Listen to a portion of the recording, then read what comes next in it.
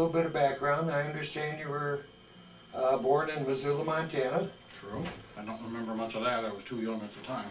Oh, could you just give us a little bit of background on what you do remember? Well, at some time, maybe when I was about 2 years old, my parents and myself moved to Fortuna, North Dakota, up in the northwestern corner of North Dakota, where Dad was in the U.S. Border Patrol. And we lived there, I'm going to say 2 or 3 years, and then moved to Spokane, Washington.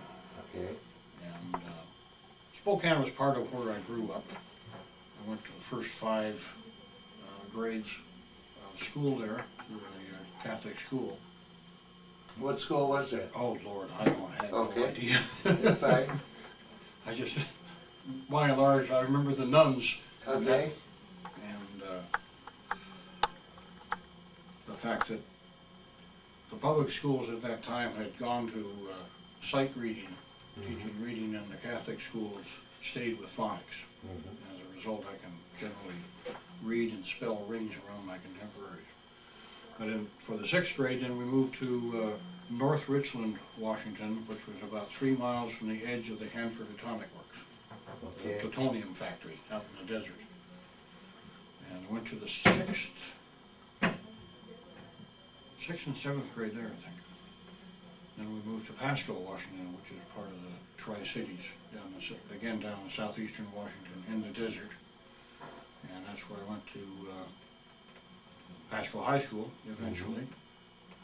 And then I went to 2 years at the local junior college, which had just started, Columbia Basin Junior College. And that got me the basics anyway, since the first 2 years of college are basically all the same thing anyway, no matter what you're majoring in. Right. And I was lucky enough to get a couple of scholarships there, and I got a room scholarship to Washington State University for the last 2 years of college, which made a big difference because my parents couldn't afford to send me. It was whatever money I could come up with for a summertime job. Excellent. And let's see, I joined the ROTC program when I went to Washington State. Of course, I was a junior by then. Okay. So there was some question about whether I could pick up at the junior ROTC level or whether I should do something from the past. Well, I'd been in the Army Reserve since 1956. So you joined the Reserve before Right. you joined the ROTC? Right, and I got a very complimentary letter from a colonel in the Army Reserve who was also the vice principal of the high school, and that tipped him over the edge and said, okay, that he knows enough already. I had also taken what was known as the 10 series of correspondence courses through the Army Reserve, and it was a so-called pre-commission course. So if you were thinking of getting a commission in the Reserve, you could take that, and maybe if they had a slot open or something, you could get a commission. But the fact that I had taken the 10 series and this very nice letter from this old colonel in the Army Reserve is what tipped him over the edge and said, okay, you can just start with your junior year. Finish that up in the senior year. Did you find any difficulty there, or was What, it just ROTC? Yeah, Not a bit. that's what I Not a bit. would guess. I really enjoyed it. Because I basically only took 2 types of courses my last 2 years, for the courses in my major and ROTC. Okay. So I only had 2 places to go on campus. And so that saved time. And I enjoyed it anyway. I enjoyed the relationships with the other cadets as we were. And summer camp sometimes wasn't that much fun. That 6-week ROTC summer camp between your junior and senior year. But we persevered, we got through it. And I graduated from college and went on active duty the 4th of July. Okay, let's go back a little bit Okay. to when you joined the Reserves. Okay, I joined the 101st Quartermaster Company, which was a reserve unit, of course, and that was part of the 104th Timberwolf Division, which was an infantry division at the time. Okay. And let's see. Of course, I joined as a buck private. For the record, you said Quartermaster. Could you just give some idea Well, the what Quartermaster Corps is? branch are the people who provide things like gasoline and rations and laundry and shower support to the other troops in the area. Trying to think of what else. That's it primarily. Okay. Class 1 and 3. And ammunition is a whole different ballgame. I got into that later on. And my first memorable experience in the 104th Quartermaster Company, what was known as the infamous M1 thumb. The M1 rifle had a bolt that operated at about 175 miles an hour. Mm-hmm. And the very first time we started handling them, nobody told me that that's how fast it closed.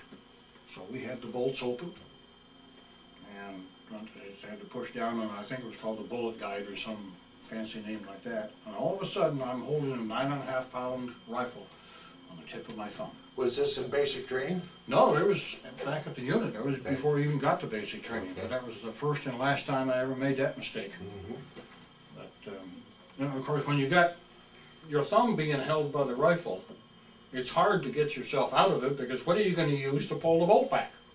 You yell like And of course, the sergeant who was in charge of this little detail trying to get us ready for basic laughed. Sympathy was not one of his strong points. Mm-hmm. But I can still remember that. I'm sure my thumb probably still remembers it too. But then I went to basic the following summer.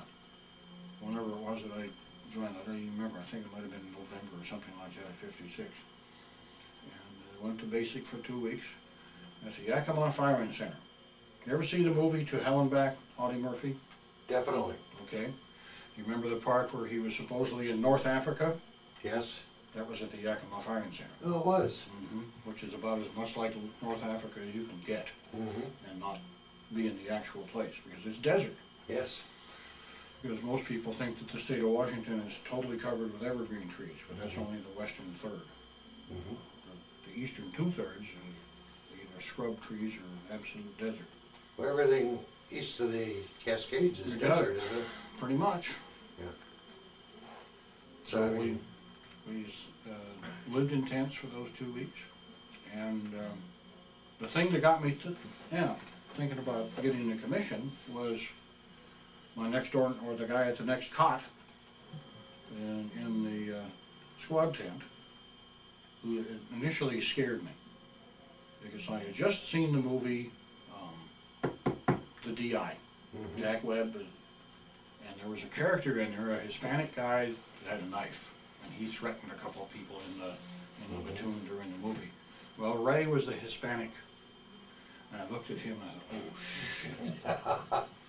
He was one of the nicest guys I ever met in my life. You know, he helped me put my cot together, and but he was the one that said, you know, if you're going to go on active duty in the Army, go as an officer if you can. Sure. Because it's generally easier, he may have lied about that part, than being an enlisted man. So that's what got me thinking about ROTC. Because I had been thinking, believe it or not, of joining the Air Force and becoming a photo interpreter. That fascinated me when I had taken that course during that 10 series that I referred to earlier. But that's what got me thinking about ROTC. And then when I went to college and then carried on, went to Washington State and joined up with the ROTC program. Did you ever have to go through basic like the rest of draftees and so forth, where you go for 8 weeks and then... No, the 6 weeks of ROTC summer camp were somewhat like regular basic, but not quite, because you rotated into leadership positions and things like that, and had different kinds of tests. So I never did go to the 8-week regular basic that most people do.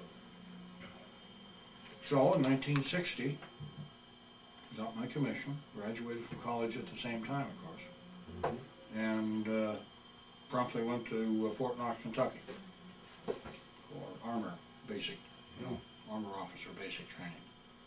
Because I had been lucky enough to get a regular Army commission, but my branch was ordnance, and I never did figure that out, because my degree was in police science.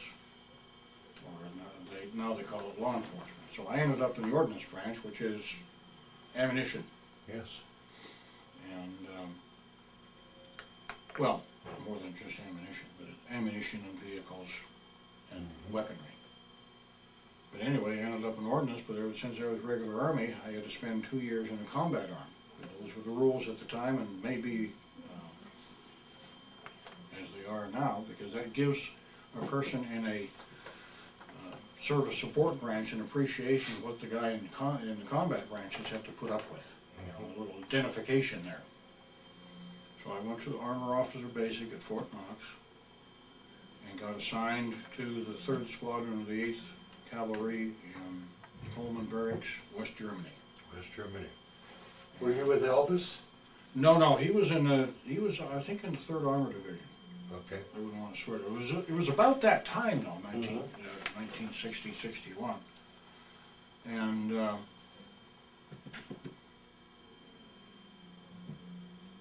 yeah, got married that year too, didn't I? Oh, tell us about that. 1960. Well, it was my first wife's wife. I can't really say I've suppressed the memory, but it just occurred to me. Since we've been talking Veterans Affairs, this was a young lady that I had met through a friend of mine.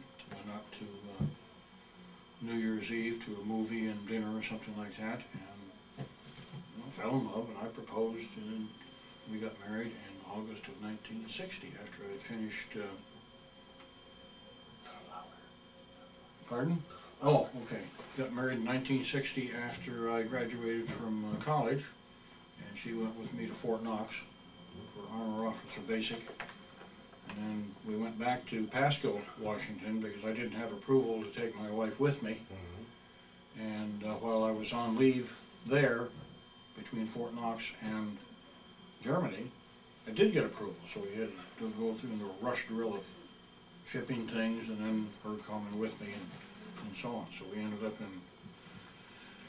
in Heidelberg on Christmas Day, having taken a ship over, the USNS Upshur, which was nicknamed the Upchuck. Okay. Because it had one of the worst storms in the Atlantic that they'd had in years, and I am not a good sailor. I see, so Just as well I didn't join the Navy, for one thing. A little bit of seasickness there, right? Oh no, major seasickness. Major seasickness. Yeah, major seasickness. We landed in Bremerhaven after it. Well, in fact, it was so rough. Our original route was supposed to be through the English Channel. It was so rough that we detoured to the north of Scotland to get away from it. And ended up, I think we were a day late. That's why I ended up in Heidelberg on Christmas Day instead of the day before, 2 days before. Because we had taken what was known as the duty train from Bremerhaven to Heidelberg, and I was met by my troop commander, who was still wearing dress blues because he had just come from a party that had started Christmas Eve and carried on until Christmas morning. So I was a member of A Troop of the 3rd Reconnaissance Squadron of the 8th United States Cavalry, part of the 8th Infantry Division. And spent 2 years there, largely as a platoon leader of a Cav platoon. Were you qualified to drive a tank? No, we weren't even allowed to drive Jeeps. Okay. That was a big no-no. In fact, I got my ass chewed one day by the squadron commander because we were out on a maneuver of some sort or another, and we'd been up all night, and I didn't like the way that my Jeep was positioned because I figured it wasn't hidden well enough, and I didn't want to wake my driver up to move the thing 20 feet. So I figured, well, okay, I'll move it myself. Well, guess who comes around the corner of the woods at the time that I'm driving this Jeep? The squadron commander. So I got my ass chewed for that. What were the troops bivouacked in Germany? Was it in tents or barracks or? Oh, we were in barracks when we were in garrison. Okay. We were in, I don't know if they were old German barracks or not. Some of the units were in the old Wehrmacht stone barracks, but we were in U.S.-style wooden barracks that had been built after the war. The only thing we had left over there was in one portion of the airfield part of Coleman Barracks, there was a set of stairs that led downward into Lord knows what, except that you get about 10 feet down, there was water down there because somebody had flooded it. The Germans had a lot of underground things that they had flooded to keep us from getting into them. And so I was coming up to the end of my combat tour, as they were called, 2 years in a combat arm. What did you do during this 2 years? Platoon leader. Can you tell us what that... Well, a platoon leader is the guy who's responsible for a platoon of men, whatever makeup it is. My particular platoon, we had 4 jeeps. Those were for the scouts. And scouts are scouts, whether they're on horseback or in jeeps. That's what they do. They go out and find out where the bad guys are. Had 2 tanks, M48 model tanks. Had a armored personnel carrier with a squad of infantry in it, a 9-man infantry squad. Another armored personnel carrier with a 4.2-inch mortar in it, and my Jeep. And, the typical mission for a cavalry unit, especially nowadays, but even back in the days of the horses and that, was 1, reconnaissance. Find out where the bad guys are. 2, serve as an advance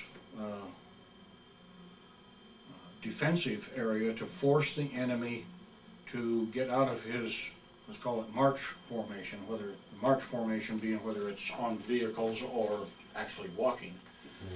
Because if you start shooting at them and they have to get out of their march column,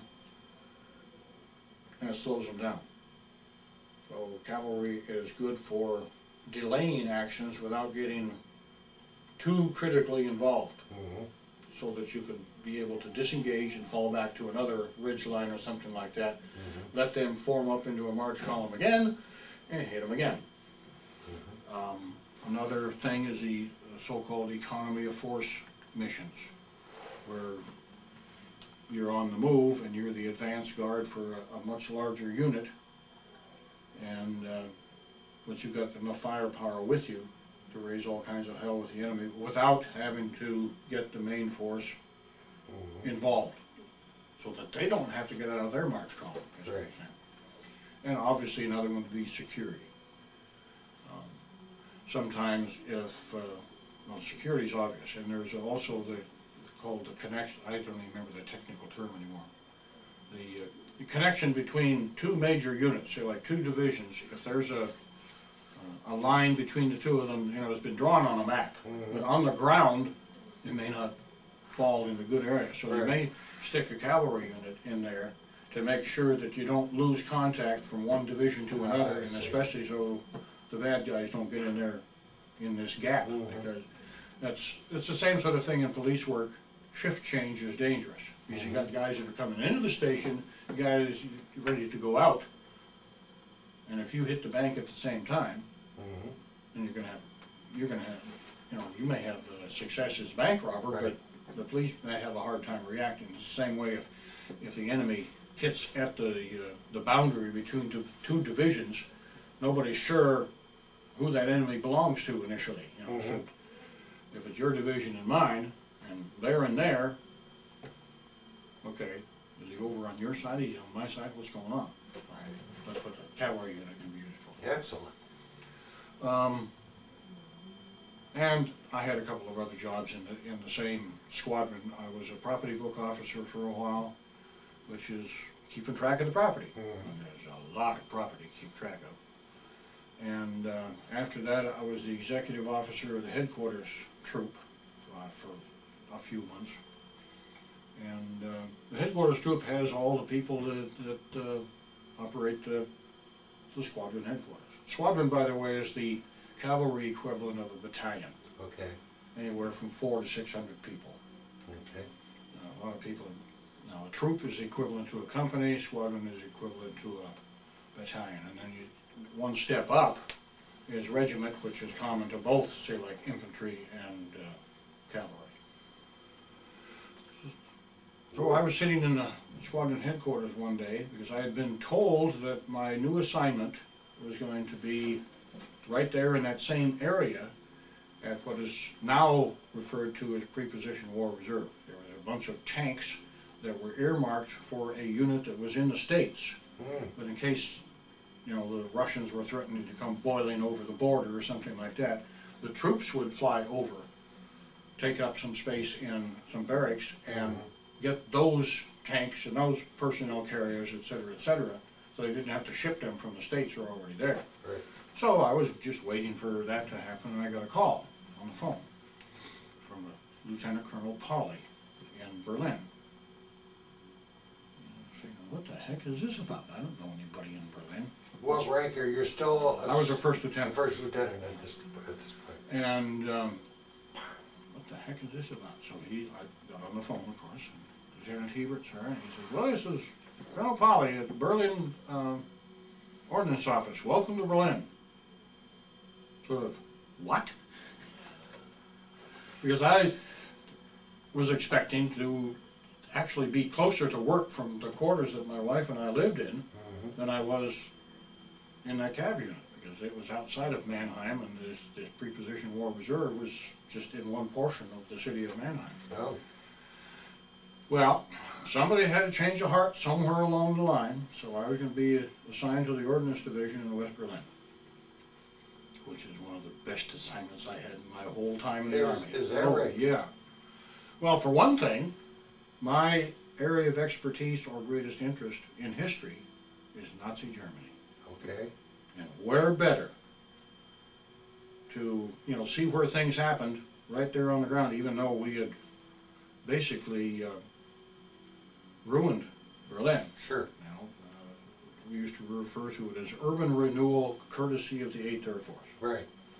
Because there were portions of downtown Berlin that, in fact, where the new Opera House was at the time, now we're talking about 62, yeah, when I got transferred in August of 62, there were portions of West Berlin where the new Opera House was. That was the only building for 4 blocks in any direction around. Is that right?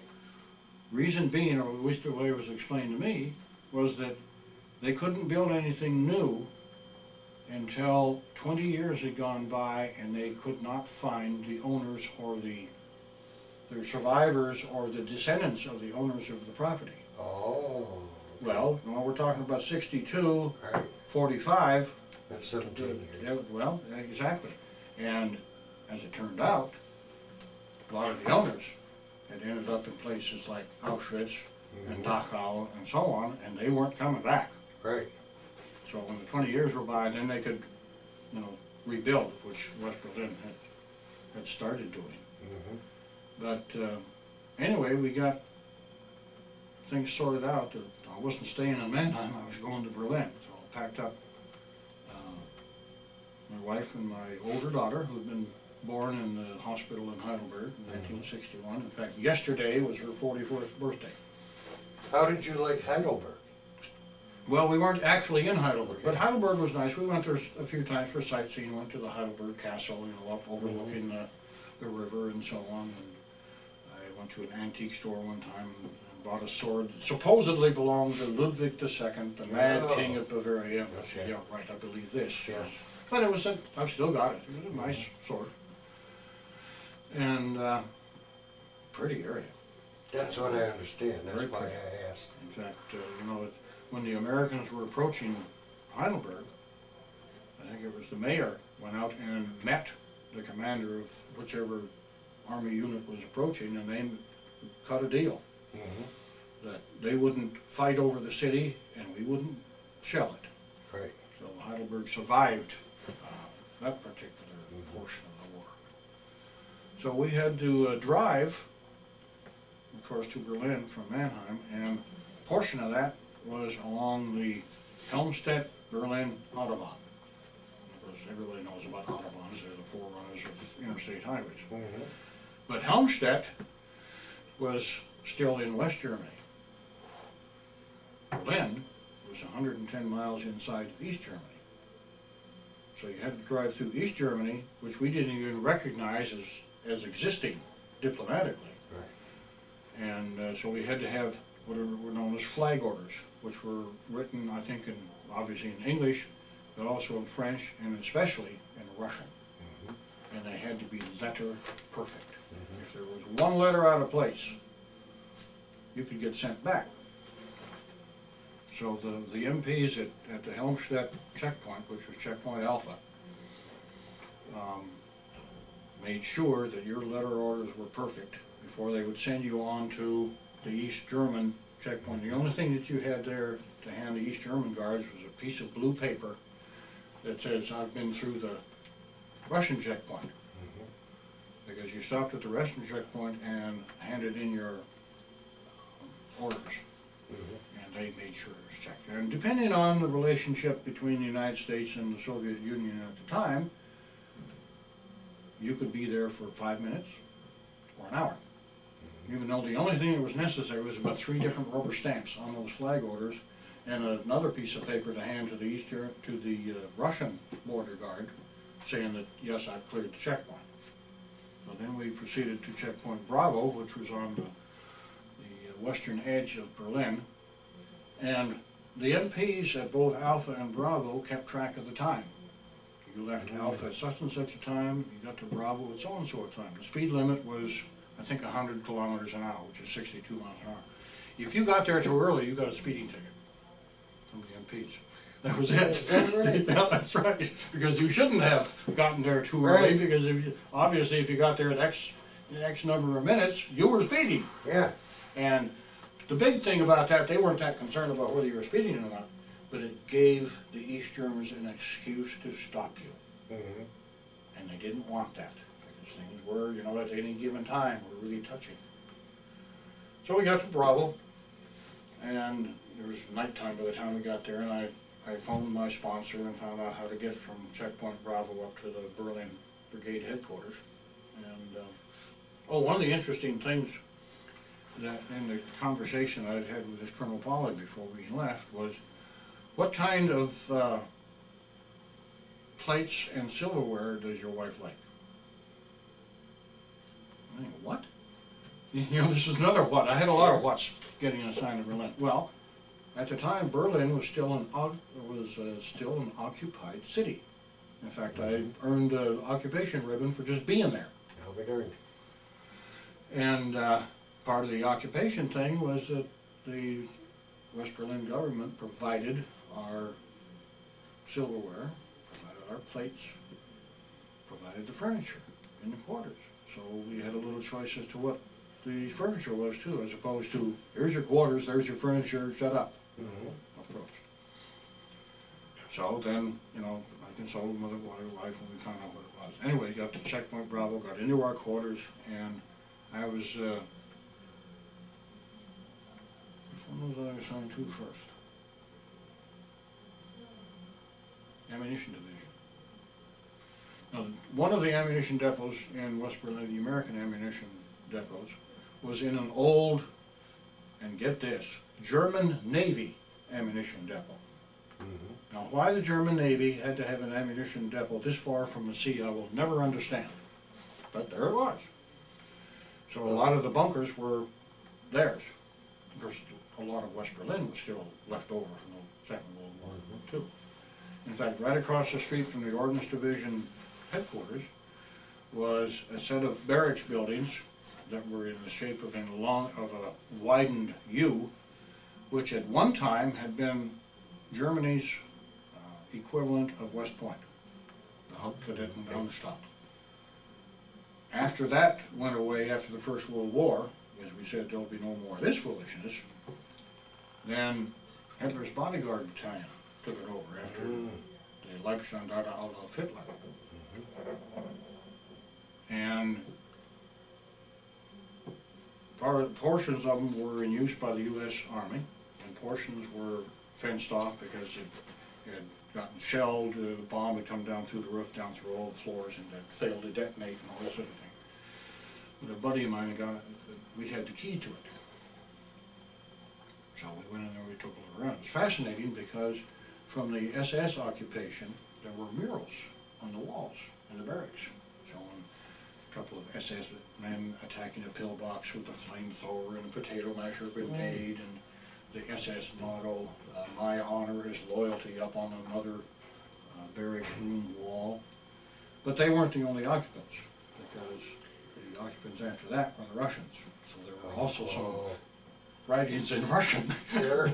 So, Sure. like, some of the pictures that I took to a friend of mine who was also in the Ordnance Division, and his wife spoke Russian, so she translated Okay. for us. But, That's you know, fortunate to have somebody like that. oh yeah, yeah. And of course, since, as I said before, my big interest in history was Nazi Germany, this was a gold mine.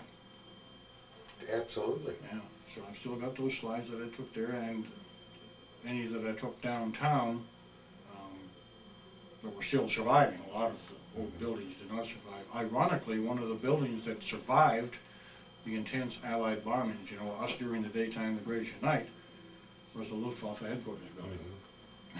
How ironic is this? So as I say, I enjoyed being stationed in Berlin. I was in the Ordnance Division the whole time, from August of '62 until, what, November of '63, I think it was. And what kind of work were you doing? Simply ordering and maintaining? Well, yeah, because we had German workers, and we also had regular GIs, and we had to, you know, receive, store, and issue ammunition. And you've got the paperwork that's involved in that, and you've got the safety rules that are involved in that. We had our security was provided by, dang, now I've forgotten the term. They were basically refugees left over from the Second World War, and they were trained as security guards. They may come to me later on when it's totally irrelevant. And some of which were German and some were not. Okay. Some were from other countries and had been evacuated for one reason or another. Now we had the main one, we had one what was known as Jagen 92, which was just an area of the large forest area in West Berlin. Had a lot of mines in there. And then we had two others, one up by the Olympic Stadium, the one that had been built for the 1936 Olympics. Okay. And that was fairly close to a British ammunition depot. And one that was in another portion of West Berlin that you could see the S-Bahn tracks from there. That was the commuter trains that ran from, until the wall went up from east to West Berlin. And then they just ran in East Berlin and West Berlin. But how many people were at an ammunition depot? As casualty Well, or? the thing was that all the depots were guarded by the security types, but there were no GIs there unless something needed to be done. Oh, So there wasn't anybody stationed there permanently. The only people that, the only time that anybody was there permanently was the main depot. So I'm going to say probably 20 GIs and maybe 20 German workers as well. So not a big force at all? No. And now the Ordnance Division itself handled other things. They handled the vehicle maintenance and repair, because I ended up getting transferred the ammunition to the, let's call it the vehicle section for a while. And a fellow lieutenant and I tore down an engine for a 2.5-ton truck. Oh, The okay. famous deuce and a halfs, and then rebuilt it. And the Age of Miracles was not yet over because it ran. Yeah, right. And no pieces left over. No pieces left over, that's right. And it didn't spray oil in all directions when we started it up and everything, so they put it in a 2.5 sometime or another. There was also an inspection division, which I was the head of for a while. Now, the inspection division had two jobs. One was to inspect vehicles that came in, vehicles and weapons that came in for repair. Okay. See what needed to be done, among other things. So, you know, the unit may bring in a vehicle that says, well, the carburetor isn't working right, but we would inspect and say, yeah, you're right, the carburetor isn't working right, but you got a problem with piston number 5 as well. then we were inspected after the repair had been done to make sure it had been done correctly. Okay. And I had several GIs working for me in inspection division. And we also inspected the privately owned vehicles that people had in West Berlin, because they had to be safety inspected. It's much more stringent in Europe than it is here, for example. You know, you don't see anybody in Europe, I don't care who it is, driving around with a flapping fender. Not going to happen, because one thing, you won't pass the inspection, and two, if it happened after you've been inspected, the police are going to pull you over. And they can fine you on the spot. Give you your receipt, but they can fine you on the spot. So we had the inspection section, and I had an encounter with a very famous and infamous colonel one day. That I was sitting in my office, and one of the Specialist Fives came and burst through the door, said, "Trouble!" I said, "Well, what?" He said, "Colonel Washington." I said, "Oh, God." He was the command, he was basically the tactical commander for the Berlin Brigade. He was a full colonel. And he was known at times to throw rocks at people. Actually, there was one of the infantry battalions was out in the Grunewald, which is the big woods in West Berlin, and he came down to take a look and see what they were doing, and one of the platoon leaders was in the command post tent. "Lieutenant, what are you doing here?" "Well, I'm a platoon leader, sir." "Why aren't you with your platoon?" "Okay, sir, well, I'll go right away." So he stepped outside the tent, and apparently he was just sort of sauntering back to the platoon, and Colonel Washington, according to the legend, got out there and said, "I said, get back to your platoon." So I'm picking up rocks and throwing them. I'll be darned. So here I am, first lieutenant, and I'm, oh my God. His vehicle didn't pass inspection. His privately owned vehicle, POV. Oh. And he said, what is the deal here? And I said, "Sir, we've got certain criteria for the depth of the tread on the tires, and this tire just doesn't do it. You know, the tread has to reach to the top of Lincoln's head on a penny." Right. And I showed him. He says, "Well, I don't have the time to mess with you about this," so he left. I'm thinking, oh boy, I'm going to hear about this one. Never heard a thing. That afternoon, an enlisted man brought his car back with a new tire, and of course it passed inspection. Sure. Boy, I was scared to death. As the first lieutenant. Oh yeah, that's right, because you know, this is the guy that had first lieutenants for breakfast. Right. But it was still probably one of my most enjoyable assignments in the years that I spent in the Army in Berlin. And part of it was the historical reading. Right. And I met a guy in the British Army who was a counterpart in the ammunition area, a sergeant, a staff sergeant. And Jeff and I and the families became friends, and we spent a lot of weekends together, just together. And as it turned out later on, when I was in Vietnam, I went to visit them because they were in Malaysia, stationed, and still in the British Army. And they came to visit us in North Dakota, Jeff and Grace did. And when my wife and I went to Australia, and my second wife went to Australia in 2000, we had a 2-week tour, and then we spent a week with them on the Gold Coast. Excellent. So that was a continuing friendship. And I took 6 months of Russian at the Language Center in Berlin, just because. While you were there as this ordnance? Yeah, still in the Ordinance Division, which came in extremely handy. One particular, the day I was leaving to take my car out to Bremerhaven, to ship it to Bremerhaven, because there was the same old drill with the checkpoints again. Well, so I walked into the checkpoint. Well, the first thing I did, I got out of the car and told the Russian soldier, I just said, "Good morning." And he was going to direct me to the checkpoint building. Okay. You know, "Good morning, how are you?" I said, well, he wasn't used to this, you know, hearing somebody address him in his native language. So then I went in the checkpoint building. It was, the part that you could see was probably about 3 times the size of this room. Okay. So we're going to say maybe 25 by 15 feet or something like that. And there were a couple of couches and some propaganda magazines you could read if you were being held up. And there was a guy sitting there already, reading a magazine, so Lord only knows how long he'd been there. So, I knew the name of the game, and there was a window in one wall that slid up and down, totally painted over so you couldn't see in there. So I knocked on the window, up it came, and I took a quick look at his shoulder boards, and he was a captain. So I said in Russian, "Good morning, Captain, how are you?" "Oh, I'm fine, thanks, how are you?" I said, "Also fine." Window went down. Boom, I hear this. Window comes up. I got my 3 rubber stamps hanging in. I'll be Thanks there. very much. Goodbye. And I'm gone. And this other poor bastard is still sitting there. But it was a perfect example of making an attempt to speak the other guy's Right. language. Yep. Perfect example. Sure. Just, because I wasn't fluent by any stretch of the imagination.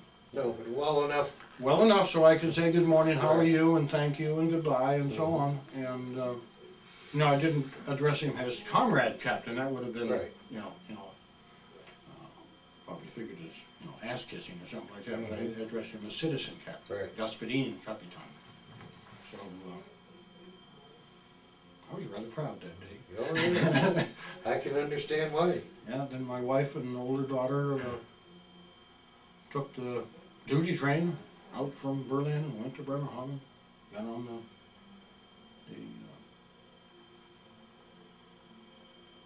ship, came back to the States, picked up the car, because I had taken it to Bremerhaven maybe a month before we were due to leave, and drove across the United States, because I was on 30-day leave, so went all the way to Washington, because that's where, of course, we were both from.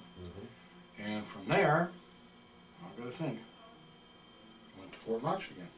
Back to Fort Knox. Back to Fort Knox, but this wasn't an armor assignment, because that was already over. I became the commander of the 54th Ordnance Company, which was an ammunition company. And we provided, the old thing, receive, store, and ship. Ammunition. Did a promotion go with this? Yes, actually. Made captain on the day I arrived there, and I didn't even know it at the time. Oh, well, I had found out, because when I went in to sign in at the personnel office, they said, "Well, you're a captain." I said, "I am." I love pleasant surprises. Yes. Considering that 95% of the surprises in your life are ugly, nice to have a pleasant one now and then. So he said, "Don't tell Colonel Mather." He was the head of this infantry group that was administrative over this company that I was getting. He said, "Don't tell Colonel Mather because he loves to surprise people." So I went in there still with my lieutenant bars on there. So he said, they're talking about this and that. He says, one of the things that I'm a real stickler for is that people are in the proper uniform. I'm playing dumb the whole time. "Oh, really, sir? I didn't realize there was a problem." He says, "Yes, you have the wrong rank insignia on your shoulders, Captain." So then he pinned the bars on me. This was a man who was a direct descendant of Cotton Mather. I'll be darned. From the witch trials age. And he said that his ancestor had been much maligned by history, that he wasn't really as terrible a person as he'd been painted to be, but who knew? The stories grow. Oh yeah, that's right. Just like when I was in the reserve doing some of those Pentagon tours that I was telling you about out there, I worked a couple of years for a direct descendant of Jeb Stewart, the Confederate cavalry general. Right. He was a real Southern gentleman. Oh, Stewart was. But anyway, okay, now in Fort Knox, and it's 1964.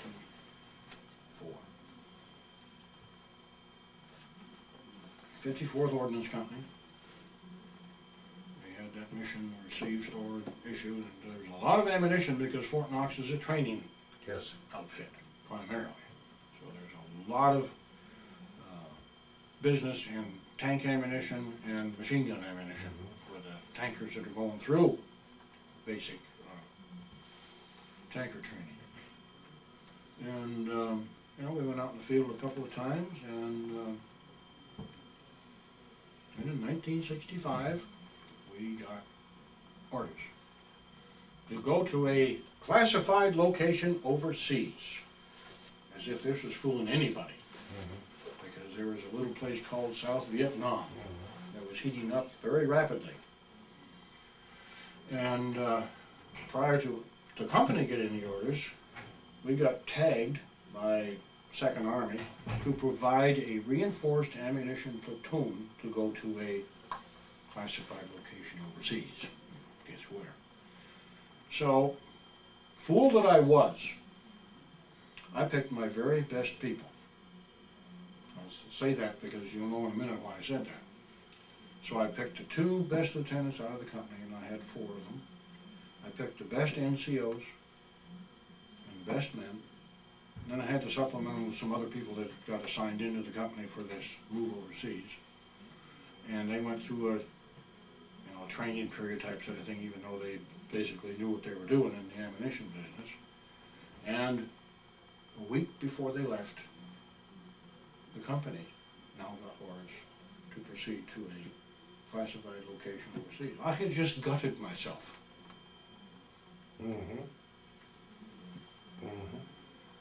Who were you going with? Were you going with the... Oh, I was taking the company. You were taking the company, I was taking the not company. the reinforced... But, yeah, not the reinforced platoon. Right. In fact, there was a congressional inquiry about that because one of the lieutenants that I had selected had just gotten married. And I hated to do that, but he was the 2nd best of the lieutenants. What could I do, you know? Not having the, the gift of foresight, Right. if you will. So we got alerted. Because basically I've got nobody left in the ranks of, E4 to E6 in the ammunition business. Knows anything about it. Right, everybody's brand new. They're already in the thing. I got nobody. It's not that I didn't have the right kind right then. I didn't have anybody in a lot of those TO&E slots, Table of Organization and Equipment slots.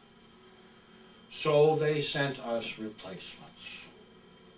They basically emptied the stockades in 2nd Army. So I got the cast-offs from the cast-offs to a certain extent. By and large, most of them weren't a big a lot of help, but they didn't know jack about the ammunition business. So trained them all over. And I was still, officially wasn't strong enough, either with the number of people or with the quality of people, to go anywhere. In fact, we reported under this unit readiness system that we were a Category 4. Category 1 means that you can be deployed somewhere. I had 2 lieutenant colonels from the Pentagon come down and say, "What the hell are you talking about, Captain?" And I showed them. I'm supposed to have 163 people. I've got 98. Whatever the numbers were. I don't remember now, Right. but it was well below what I should have been. I'm supposed to have 85% of them MOS qualified, military occupational specialty qualified. 43% of them are qualified. I went anyway. Is that right? Oh yeah, off we went. Orders are orders. So in, October 1965, off we went. Plane to, was it Los Angeles? No, San Francisco. Plane to San Francisco. And we took these cryptographic machines with us that we've been issued for this trip to a classified information or location overseas. Didn't want them, didn't need them, but thou shalt. So then we had to secure them on the ship along with all the other units that had these cryptographic machines that they didn't want in a safe, and I had one key to the lock and somebody else had another key to the lock. Got on the ship, and the poor enlisted men, of course, they ended up down on the hold. We couldn't even go see them without being accompanied by a member of the troop staff. And the officers ate in the regular dining room as opposed to the mess hall down below. I ended up sitting at the same table that my wife and daughter and I had sat on the way back from Bremerhaven. So you were in the same ship? Same ship, How big? USNS Upshock. Yep. And so this was a little ironic. I thought, That had to wasn't thrill that you. enough? The same ship was at the same table. The same table. So, Thrill. oh yeah, right. And I don't remember when we got to Vietnam. It was we stopped at Guam on the way. We were shadowed for a while by a Russian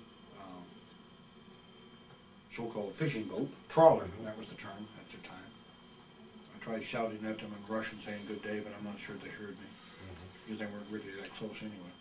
We stopped in Guam overnight because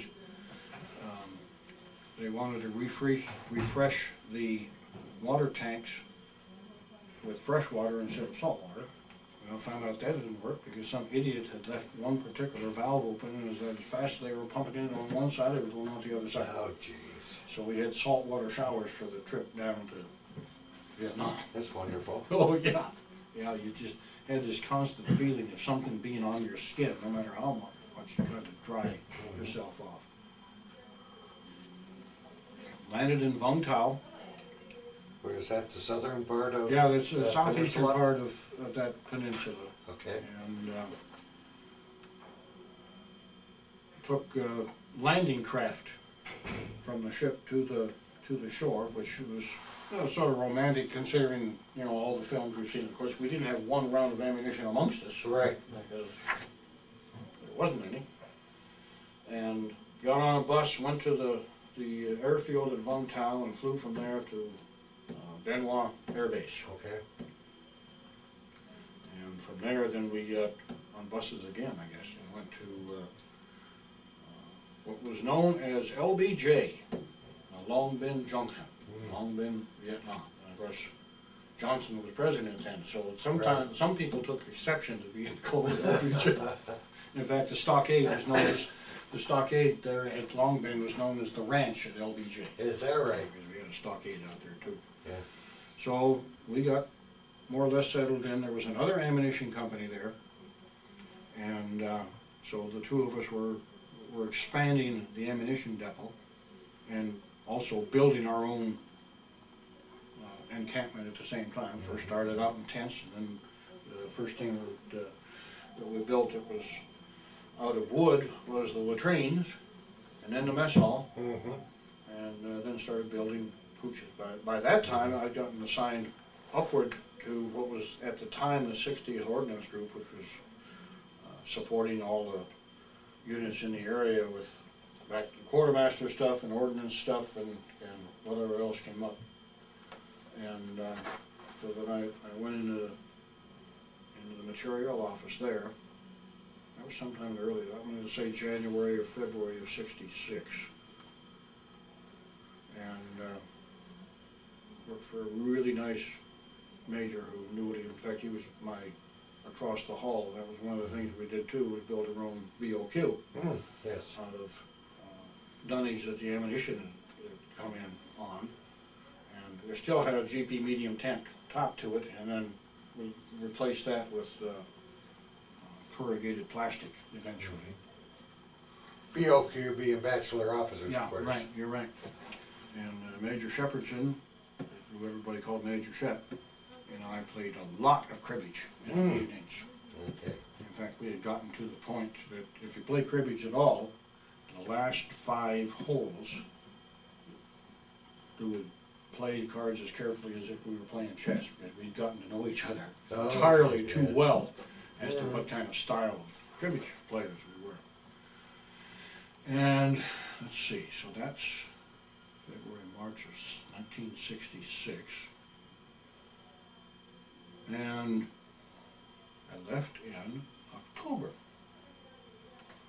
'66 And you're back to the States. You'd been at Long Binh The whole time, yeah. 7-8 months. Yeah, oh no, I've been a total of a year by the time I left to go back to the States. Oh, okay. Yeah, because we got there in October of '65, left in October of '66. Okay. And we landed in, I went for R&R to Penang, Malaysia, because that's where Jeff, my buddy from the British Army, is stationed. And that was one of the possible R&R locations. And so we landed at the airport and Penang is an island off the coast of Malaysia. So we landed at the airport on the mainland and had to take a ferry across to Penang. Well, while we were on the ferry, somebody got on a bullhorn and said, so that everybody doesn't know that you're military, you have to get into your luggage and change shirts. I hope this guy wasn't CIA, because when the ferry docked, you get 150 guys walking off the ferry, and they've got different colored shirts on, but they've all got khaki pants. Oh, okay. You know, did we think we were fooling? How do you spell Penang? Do you? P-E-N-A-N-G. P-E-N-A-N-G, okay. Mm-hmm. Jeff, as it turned out, was in charge of the ammunition depot at Penang. At Penang? Yeah. And he had a system going because he was so far away from the headquarters at Kuala Lumpur that he was the boss of bosses up there. Okay. And their telephone system was so bad that they could call him up and say, Jeff, we need you to do such and such. I'm sorry, I can't hear you. We need you to do that. I'm sorry. He'd hang up the phone. They'd think logically that the connection had been broken. Right. It might take 2 or 3 days to get reconnected, by which time he'd already done it. Because he heard exactly what they wanted him to do. Sure. So they got through, Jeff, we need you to do so-and-so. Oh, I've done that. Yeah. So he was a hero down in Kuala Lumpur. So it was a nice, what was it, 3-day R&R. Jeff and I did some sightseeing, and I got a real bath for a change. Are we at the 45-minute mark? So, Stop this.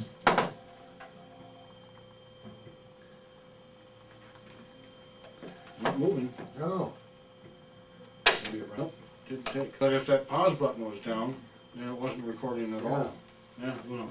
Okay, where was I? I was in Penang. Yeah, you're in Penang with Jeff. Went back to Vietnam, and gee, that was like, I think, August of '66. So I was already getting short-timer's cramps. Sure. And so went back in October, left on a Friday evening, flew for X number of hours. Oh, of course, when we took off, because we went down to Tent City Alpha down at the airport just outside of Saigon. Tan Son Nhut, That's the name of it.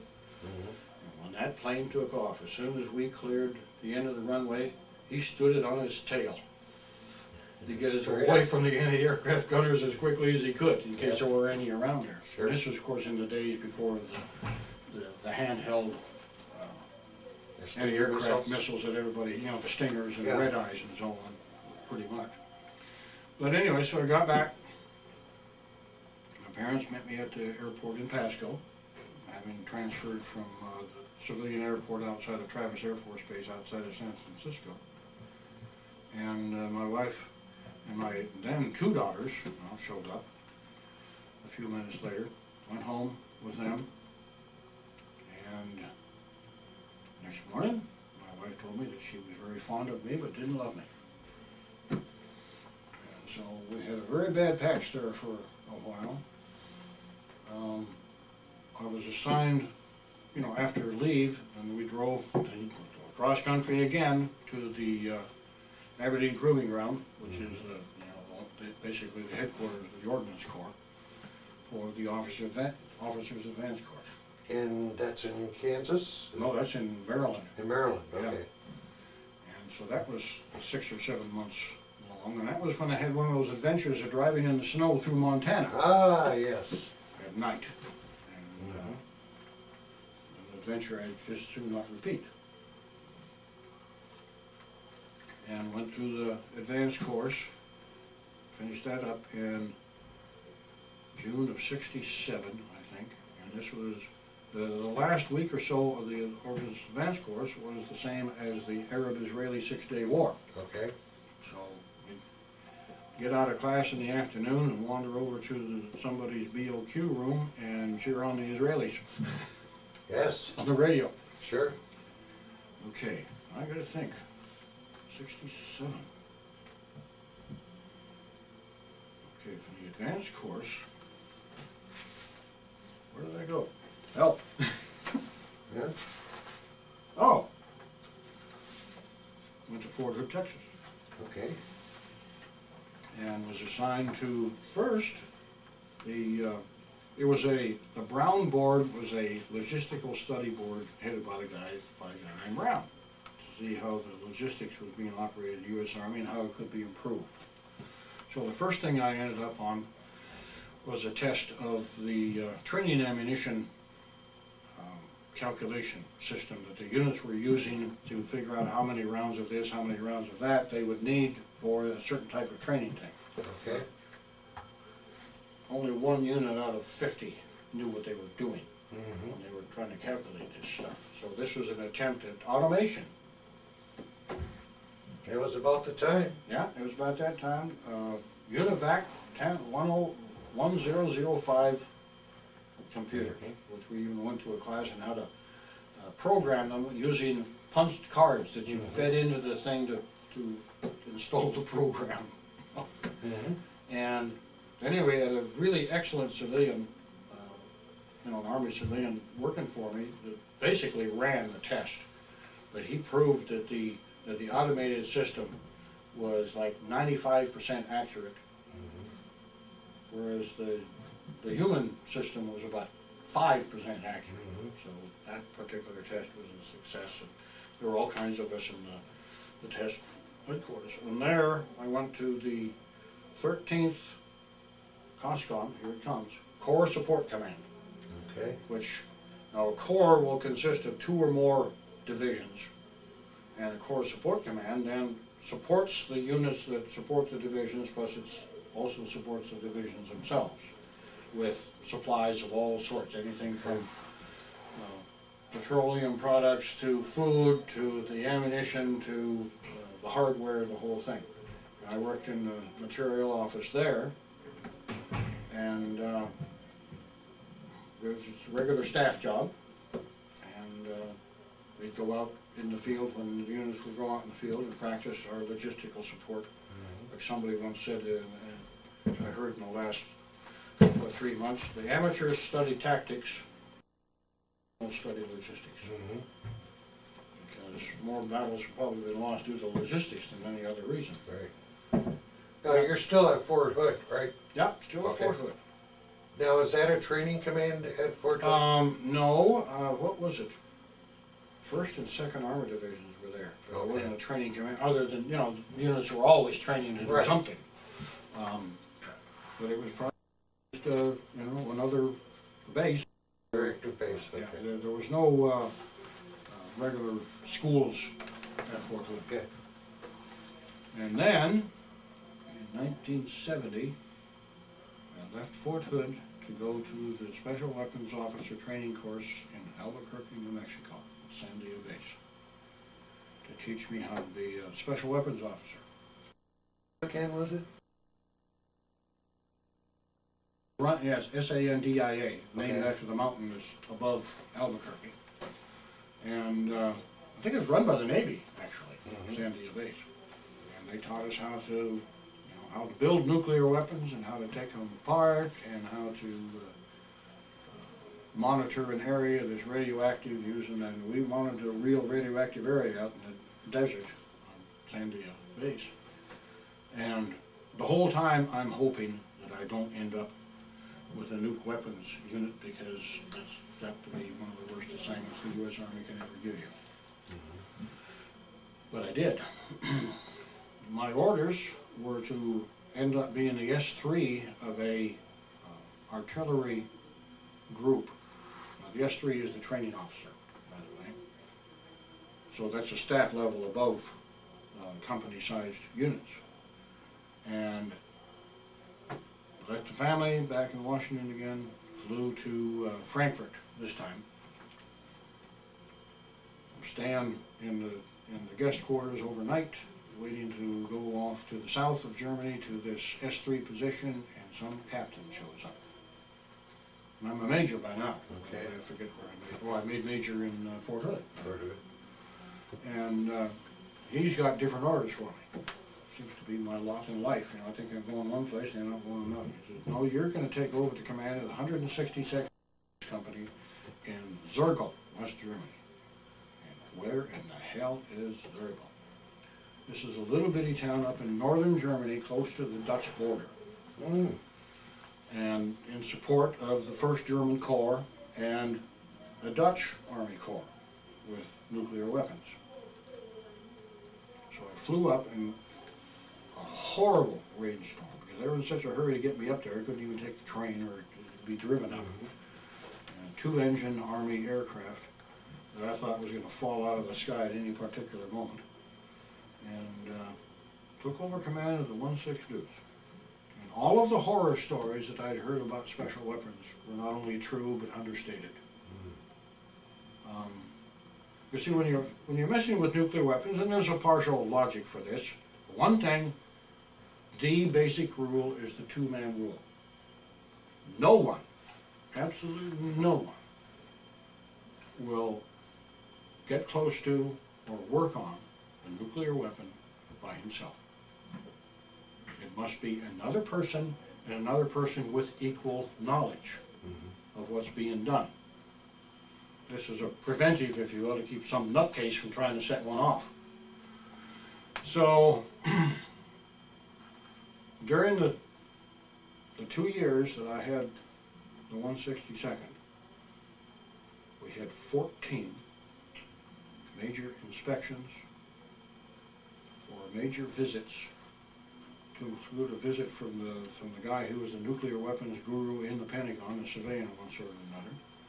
A couple of certifying visits from various agencies, whether it be the United States Army Europe or Allied Command Europe or some other bunch of people, which I once time likened to a combination, a nuclear weapons certification visit is like a combination visit from the 4 horsemen of the apocalypse and the Spanish Inquisition. Because units have been known to fail if somebody leaning over a warhead that they're working on, even though it's a practice warhead, not the real thing, and their hard hat falls off and hits the weapon. The kiss of death. You have now failed the inspection. I'll be darned. That's it. And we had, the first one that I underwent, we had 35 pages of things that we had done wrong, but not one of them was the kiss of death. Fortunately. But all you'd need would be one, and the whole, and it would be just, and everything else had gone right, and there were no 35 pages of things that you had done wrong, but one that was a kiss of death, it's all over. I'll be darned. So, while we were... When you say it's all over, you lose your command, or? It's possible. Commanders have been known to have been relieved because of failed inspection. But we never failed any of the regular inspection. Of course, there's always the pre-inspections. Right. You know, the people up the chain of command, because they're trying to cover their tail. Sure. If for no other reason, then they will, in some cases, be worse than the regular inspector, because that way they can say, oh, but I said that they should have done this or that, so if the other team found the same thing, oh, well, yeah, but I predicted they were going to fail. Right. A so-called friend of mine was in that business. So, the normal burnout rate for a Special Weapons Company commander at the time was 18 months. I had it for 24. I now have a 10% disability from the Veterans Administration for an erratic heartbeat. Guess where I got it? In Special Weapons. 1/6 Deuce, that's right. So, in 72 then, early 72, I turned 1/6 Deuce over to another major. That's an indication too that normally companies are not commanded by majors, they're normally commanded by captains. But that's an indication of how important the nuclear weapons business is. Oh, the positive side of that, I met somebody from another army, because we had no vehicles of our own, because we were attached for logistical support of that kind to the 1st German Corps. Okay. And the executive officer of the 81st Transportation Battalion, who was a major, captain when I first got there and got promoted to major, Ulrich Kuhart, he and I became good friends. Excellent. Not only were we, compadres or, colleagues, because we had to do things together, we became friends. In fact, we became Du Freunde, which in German in the old days, you could live next door to someone for 30 years, literally. Still refer to him as Mr. Smith and Mr. Brown, never call him by his first name, and never address him using the pronoun do as opposed to Z. Ulrich and I became Dufresne, which the younger generation was less, formal than the older anyway, but even so. And I was also privileged to meet his battalion commander at the time, Lieutenant Colonel Berger, who was a veteran of the 11th Panzer Division, Eastern Front and the Western Front. Because he had gone to a very interesting joint reunion back in, I think, early '72 of the 11th Panzer Division and the U.S. 10th Armored Division. Yeah, we heard. They had fought against each other on the Western Front. And it was like a 2-day reunion, I think, or maybe 3 days with 2 nights. And one of the nights, they had 2 briefers, if you will, for lack of a better term. One of which from the German side, one from the American side. One side would get up and say, okay, on such and such a day, this is the way we saw the situation on the map. This is where we thought you were, so we decided to do thus and so. And the other one would get up with his map. This is the way we saw the situation. This is where I thought you were, so we decided to do thus and so. They had a ball. I imagine They had a ball. Sure. So it was really, I wish I could have been the fly on the wall. Yeah. Because, of course, the Americans view war differently than Europeans do. I mean, consider the stuff in Kosovo that went on. Because this enmity is from when?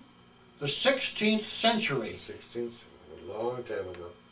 But they remember. Sure. And they hold the grudge. And because they're taught to, keep the grudge. I mean, it's insane. But same thing as in Iraq today. yeah, oh yeah. The Sunnis and the Shiites. Goes back centuries. I had a friend of mine who was at Fort Lee, Virginia, when I was working for TACOM. And he was at a meeting that there was a German officer there, and they went out for dinner at the officers' club. And on the wall in the dining room was a picture of Robert E. Lee. So this German officer asked who that was. My friend explained. He said, the German officer said, wait a minute, isn't this the guy who was basically the head of the Confederate Army, at least the Army of Northern Virginia? Yeah. He was a rebel. He fought against the United States? Yeah. Well, why is this? And my friend said, where do you think the name of Fort Lee came from? Right. But it was totally foreign, if you will, to a European officer. Couldn't believe it. Well, their country would have been split. Whereas ours came back together. So we honor both. Oh yeah, exactly. In fact, he was appointed the chancellor of what was then Washington University, is now Washington and Lee University, I think in October of 1865. 6 months after the war was over. Right. Less than 6 months. Okay, where was I? Well, you were getting pretty close to your end at... Oh yes, my end I had spent my time in purgatory, so I'm going straight to heaven when I die. So I got 73, I think here for a minute. 70 to 72, yeah. Came back from Europe the second time in 72. 30 days leave and went to Thailand. To the Ammunition Division in, let's see, it was USAA, United States Army Ammunition Activity Thailand, which was in Korat, Thailand. Pretty much in the middle of the country. Do you know how to spell Korat? K-O-R-A-T. Here. At least in American, that's the way it's spelled. Sure. You ought to see the way they spell it in Thai. Yeah. And we were, I was the operations officer, and what we did was the old thing again, receive, store, and issue. But now it was to not so much American units as it was people in Vietnam, because that was still going on, and in Laos, and to a certain extent in Cambodia. Now this was a very interesting assignment. For one reason, during the course of that year that I spent there, I extended for a month, so we'll say the 13th month. I sort of overshadowed the receipt storage and shipment of 180,000 tons of ammunition. And that was, the only reason I remembered that was on a citation for an award. But I had one phone on my desk, a regular landline phone, and there were 4 regular field telephones, not too far away from my desk. And I gauged the kind of day that I had by the number of phones. So if I had a 2-phone day, that meant that most of the day I was talking on one phone, or there were people on 2 others waiting to talk to me. This was a busy assignment, 14 hours a day, 7 days a week. Wow. And after about, I don't know, 4 or 5 months, the colonel that I was working for, he said, "You will take the weekend off. Get out of town." Who were you supplying in? I thought we weren't in Cambodia. Were you supplying? Oh, well, we're supplying the Cambodian army, Okay. so that some of them could sell it on the black market. And the Laotian Army And also? the Laotian army and what was left of the Vietnamese by the time Okay. you get around to 72 and 73. Okay. I had a counterpart in Nakhon Phanom, no, that's a different place, Phnom Penh in Cambodia. And a captain and he had a sergeant work for him. They worked out of the embassy, basically, I think. He was really frustrated sometimes because the Cambodian army, because they would call us up with a requirement for an airdrop over the weekend. You know, I'd say, "Gee, why can't you call on a Wednesday and let us know you got to have an airdrop on Saturday, because the riggers have got to prepare this stuff, we got to ship it into them from the depot and all this other thing." He said, "That's because the Cambodian army supply types, their version of G4, they will fiddle during the week on what they want and where they want it dropped, then let us know on a Friday afternoon their demands, and they take the weekend off." That was the way the Cambodian army operated. And you wonder why they lost. Right. Not to interrupt, we have 14 minutes. Okay, that was, I just want to let you know, because this running tape my will mouth. be full. I was afraid of this was gonna happen. No, we're Okay. in pretty good shape. Leaving, left Thailand. Here's another point in my life. Left Thailand after I'd gotten my literal Dear John letter in August of 1973. And I figured, okay, now I'm on my way to Siberia because I was assigned to Bismarck, North Dakota. I arrived there in January and the wind chill was like 40 below. Because I'd been on leave, you know, in my homeland. Right. Tried to reconcile with my wife. No, there was no reconciliation going on. So I was in the process of getting divorced. Landed in Bismarck, goddamn North Dakota, and assigned to what was known as a MAIT team, M-A-I-T, Maintenance, Assistance, and Instruction Team. We provide that sort of thing to the Guard and Reserve units in North Dakota. Oh, okay. This is a really great assignment. Sure. We traveled over. I got tired of living out of a suitcase, but we traveled over. We had a good rapport with the units. In fact, a couple of the units, they had their own bar. There was no way in the world we were going to buy a drink at that bar. Somebody else was already paying for it. But, so I arrived there in January, legally separated, and probably at the very low of my life. And in April, I went to a Parents Without Partners meeting. I met a very nice young lady. I was not interested in all of getting involved emotionally with somebody, but I was so impressed with her and her pinochle playing skills. After the meeting, she called me a dirty, rotten sandbagger. And she was right, I am a sandbagger. I'll sandbag an ace in a heartbeat, playing pinochle. And it was double-deck pinochle, which is Army style. So I called her up the next day, asked her if she'd like to go out for dinner. That was on the 1st of May. By the end of May, I was a goner, man. We got married in 75. It's that cold weather after that. Well, it was nice by then. April, it was a nice spring. But I was on the MAIT team, and let's see. So then I got my walking papers along about, probably about a year later, we'll say March or something like that. They said, "Well, we're tired of you. 15 years that you gave the U.S. Army, yeah, thanks very much, but auf Wiedersehen." I was released from active duty. no retirement. I mean, mind you, I've retired from the Army Reserve, but that's wasn't the point. Yeah, I mean, it's. Well, see, they're in one of these throws again. We got too many people. Right. The Vietnam War was over.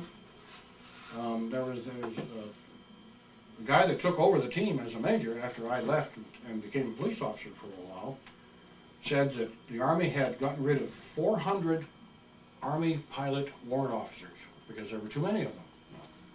Bye, guys. X number of years later, well, not too many, 2 years later, they said, we got rid of too many of them. Mm-hmm. So they sent letters out to the 400 saying, how would you like to come back on active duty? There's no guarantees that you'll be able to stay until retirement, but how would you like to come back? They got one answer back. And the answer was no. Mm-hmm. So anyway, so the low point of my life became the high point of my life in Bismarck, North Dakota. Okay. For a couple of reasons. One, I met the lady who I now have the honor of being married to now, after, well, 30 years. We got married in '75. And I became a police officer for a year between active duty and joining civilian Army ranks. Okay. Back on the same mate team that I've been on before, but as the head of it. Right. So, and I loved being a police officer, but I couldn't afford it. You're a police officer in Bismarck? Yep. Patrol and the bomb squad. Oh. We just started up the bomb squad there. The lieutenant had gone to the bomb school down in Florida because a guy by the name of Brody, the Miami-Dade Police Department, is the man for bombs because Miami-Dade is the most bombed county in the country, at least at the time it was, because of all the drug wars. Mm-hmm. So he taught Jerry, and Jerry taught us. Okay. So, but at the same time now, you also are still in the Army Reserve, right? Well, I was out of the Army Reserve for a couple of years. I rejoined them, I forget when it was, 76, 77, something like that. When did you make Lieutenant Colonel? Whew, dear me. I don't remember. Was it while you were in active duty? Or? No, it was while I was in the reserve. In fact, I had a couple of 2-week tours in Fort Knox, not Knox, one in Knox and one at Fort Hood, okay. So I knew the area anyway. Sure. And then I signed up with this augmentation program that you would always go back to the same place, you work in the same office in case of a deployment, of a crisis type of thing. I got assigned to the ammunition office and the office of the desk log, the Deputy Chief of Staff of Logistics, in the Pentagon. And that was, we had things when we'd have these mobilization exercises. We're shipping imaginary ammunition from here to there, et cetera, et cetera. And that was another assignment that I found. That's where I made Lieutenant Colonel. Yeah, what was your command at that point? Didn't have one. I was a staff officer. You were a staff officer without... Yeah, there were no, there's no command. If I'd ever gotten a command at the rank of Lieutenant Colonel, now you're talking about a battalion commander. Okay. Or a regimental or group executive officer. Okay. But I enjoyed being a staff officer. I think I was probably a better staff officer than I was a commander. Because I'm good at it. Mm-hmm. I'm good at being a staff officer and not quite as good as being a commander. And that's what we do is try to identify where people are their strongest, sir. Right. And then I retired, started working for TACOM back in '79 as a civilian. Got a couple, 3 promotions there. Here in Michigan? Yeah, here in Michigan. Because when the mate team got taken out of North Dakota, there was no place to work. So I sent off the civil service version of resumes off in all directions, and TACOM was kind enough to hire me in the Provisioning Division. That's where I stayed until I retired 14 years later from that division. So when did you join TACOM here in Michigan, and when did you... 79. Okay. And retired in 93. In 93? Yep. Okay. So then you got credit for your active duty military plus your TACOM. Yeah, well, it's a really complicated thing because I used the 15 years as credit for longevity in civil service because I was able to start accruing annual leave faster. Right. But at the end of it, when I retired from TACOM, since I'd used that when I turned 60, then they recomputed my retirement from civil service, basically cut it in half.